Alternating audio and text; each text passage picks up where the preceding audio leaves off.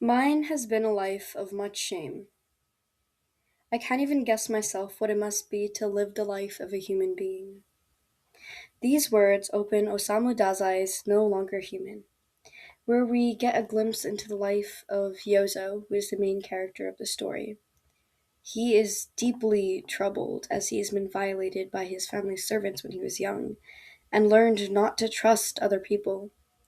Growing up, he was extremely fearful of what people thought about him, and put on persona so he could be liked and so he could make people laugh, so they wouldn't find out that he was not like them.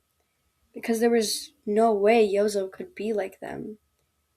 He was not even human, and he spent his entire life hiding his true self just to appease others. Now, this story is so compelling because it actually reflects the life of the author, Osamu Dazai. Now, much like Yozo, Dazai's life experience has been one where he fell subject to alcoholism and addiction, one marked by depression and suicide attempts, and a crippling anxiety of other people.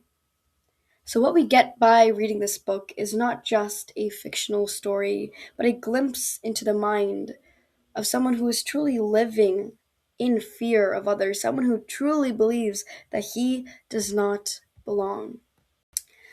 Dazai completed No Longer Human before his death, throwing himself into a river with his lover in what was his fifth and final suicide attempt. This book actually became very famous in Japan after Dazai's death, and it remains so popular because it has so much to teach us about humanity, depression, and anxiety. My name is Alina Chaudhary, and I am the host of the Life Fulfilled podcast, which seeks to intertwine philosophy, psychology, and in some cases, literature, to give you tips on how to make your life more meaningful. I encourage you to spend some time thinking about the topics discussed in this video and consider how, in some ways, you may be like Yozo and Dazai, and what you should do to live a happier life.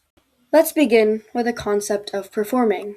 One quote from this book, told in Yozo's perspective, is, "As long as I can make them laugh, it doesn't matter how, I'll be alright. If I succeed in that, the human beings probably won't mind it too much if I remain outside their lives. The one thing I must avoid is becoming offensive in their eyes.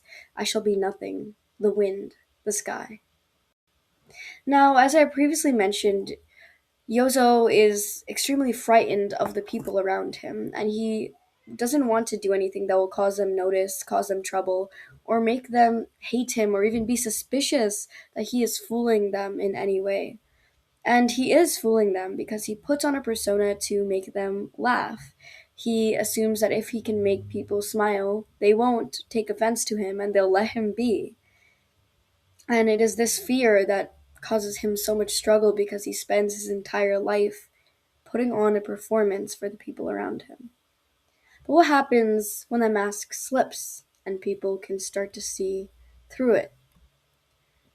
When one classmate named Takuchi saw through his act, Yozo became close with him to keep an eye on Takuchi and make sure that his act isn't exposed to the world, this act that he calls clowning.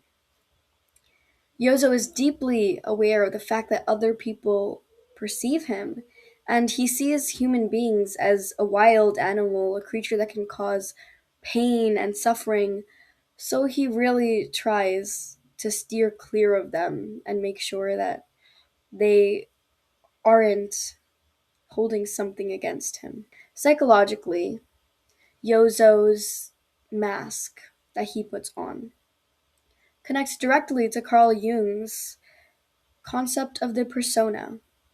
Jung argued that everybody develops a social mask, the persona that allows us to navigate society by presenting a version of ourselves that others accept. We are all a product of childhood suffering and reward, and by being praised for some things and diminished and belittled for others, we change our behavior to become accepted by society. We want to be liked.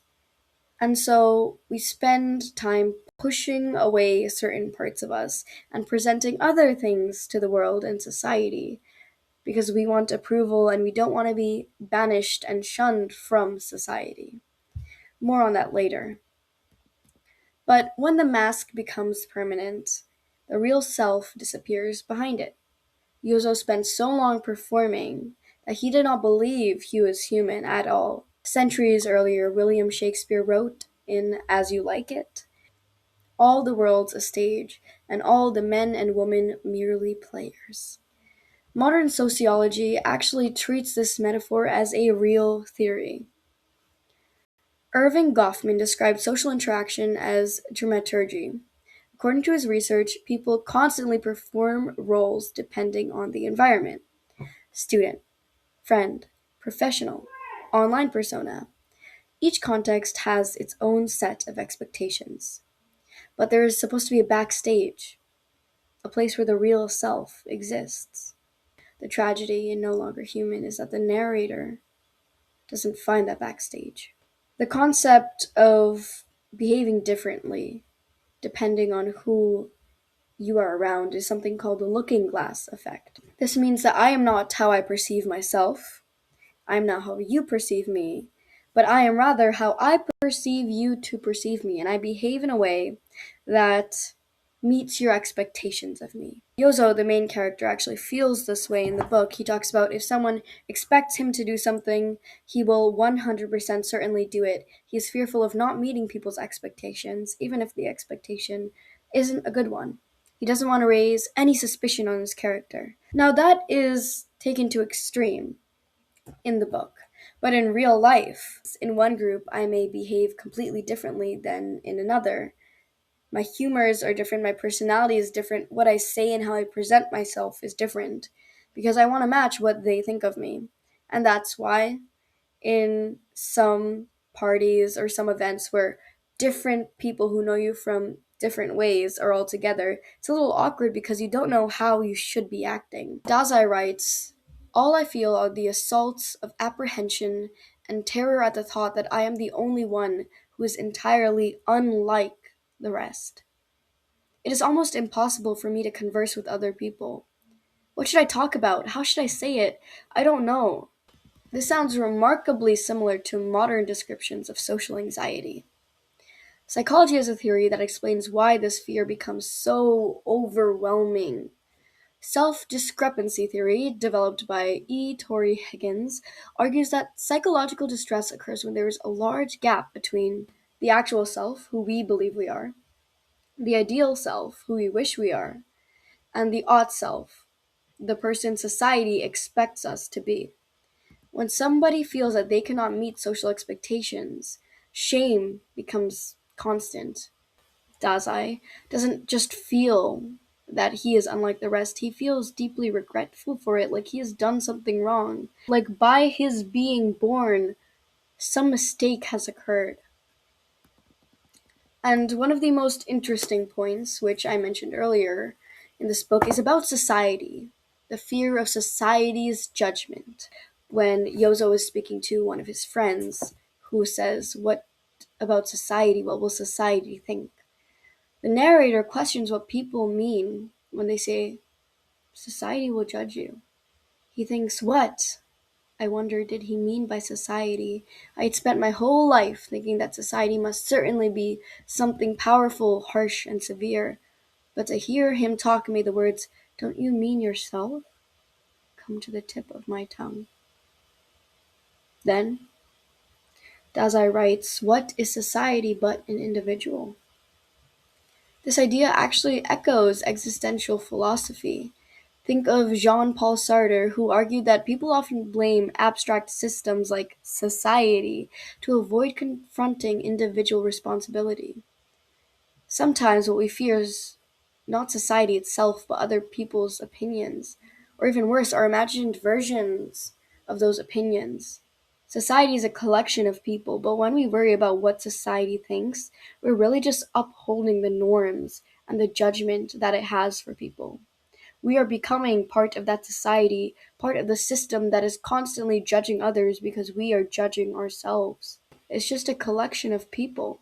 And if people can start to admit that maybe some things aren't as odd as they seem, the whole construct of society and society's judgment really falls. By constantly thinking about society, we are ensuring that we are always judging ourselves by a standard that we don't really know exists because everybody has different thoughts, opinions, and beliefs. But we think society holds that much weight.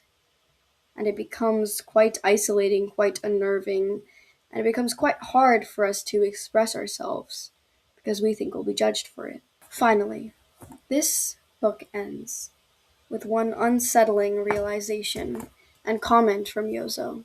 Now I have neither happiness nor unhappiness. Everything passes. That is the one and only thing that I have thought resembled a truth. Everything passes. This resembles the popular saying, "This too shall pass," which was created to help people push through their sufferings because every moment, no matter how bleak it is, will pass and a new one will come. The fact that we may not have control over the outside situation, but we can control how we react to different emotions and events that come into our life gives us power. This is actually a key concept of Stoicism. But the way Dazai writes this is in a context of depression, in a context that everything passes, things will just keep going on. He really feels that he has no energy to even live anymore. That's more like philosophical nihilism, the belief that life has no inherent meaning. But psychologically, it also resembles something studied today called emotional numbing, which often occurs in depression. Instead of intense sadness, people experience a flatlining of emotion. Not happiness, not despair, just emptiness. Somewhere in this book, he says, "I want to die more than ever before. No matter what I do, it's sure to be a failure. Living itself is the source of sin." Just the fact that Dazai believed all of these things about himself as he was writing, under the context of Yozo, makes the story hit so much harder, makes it so much more impactful. Because what we see is not just fiction, but what somebody actually believed about themselves. And people still believe this about themselves. When shame becomes internalized, people stop seeing it as something that they did wrong. It's something that they are, something that defines them. Modern research on self-compassion by Kristen Neff shows that people who define themselves by their failures experience significantly higher depression and suicidal thinking. The difference between "I failed" and "I am a failure" changes everything. In the afterword, someone who knew the real person behind the narrative said something very surprising about him. He didn't seem like the broken, monstrous, fearful person described in the story. In fact, he appeared gentle and kind, which raises a disturbing question. Was the narrator truly rejected by society, or was he trapped inside his own perception of rejection? Psychology calls this the spotlight effect, studied by Thomas Gilovich. People often believe others are constantly judging them, when in reality most people are focused on themselves. You know, when you walk into a room thinking, "Oh no, how are people going to look at me? What if I mess up?" Everybody is thinking that about themselves, but you think everybody's focusing on you. If no longer human is about alienation, then the real question becomes, what actually allows people to feel human? Psychology offers an answer: self-determination theory, which was developed by Edward Deci and Richard Ryan. It argues that fulfillment comes from three core needs. The first is autonomy, the feeling that your life is your own. The second is competence, feeling capable and effective. And the third is relatedness, feeling genuinely connected to others. The narrator in No Longer Human has lost all three. He performs instead of choosing freely. making decisions to appease the people around him. He feels incapable instead of confident, and he entertains people instead of trying to connect with them and be honest with them. Maybe the most haunting part of No Longer Human is that the narrator never truly discovers whether his fears were real or not. Were people rejecting him, or was he rejecting himself first? Because the more he tried to hide behind his persona, the further he drifted from everyone around him. And that leaves us with a modern question. In a world where we are constantly performing to meet people's expectations and to make other people happy and to avoid rejection and judgment, how much of our identity is real? How much of what we present to the world is a fake? Like Yozo's clowning. Who are we when not perceived? Who are we when not judged? Who are we beneath all of that, before all of that came into consideration? How much of who we are is just a mask that we learn to wear? So I offer this perspective. Maybe fulfillment isn't about becoming somebody new. Maybe it begins the moment we risk letting the mask slip, even a little. Because the strange thing about humanity is that the flaws we hide the most often are the very things that allow others to recognize themselves in us, that allow other people to relate to us. And like in the afterword, when somebody declares that Yozo didn't seem that bad of a person at all, many people see themselves in Dazai as no longer human after he was already gone. The moment you realize somebody recognizes you, the true you, and to allow yourself to be seen, you realize maybe you were human after all. My name is Alina Chaudhary, and thank you for listening to this episode. Until next time, keep living a life fulfilled.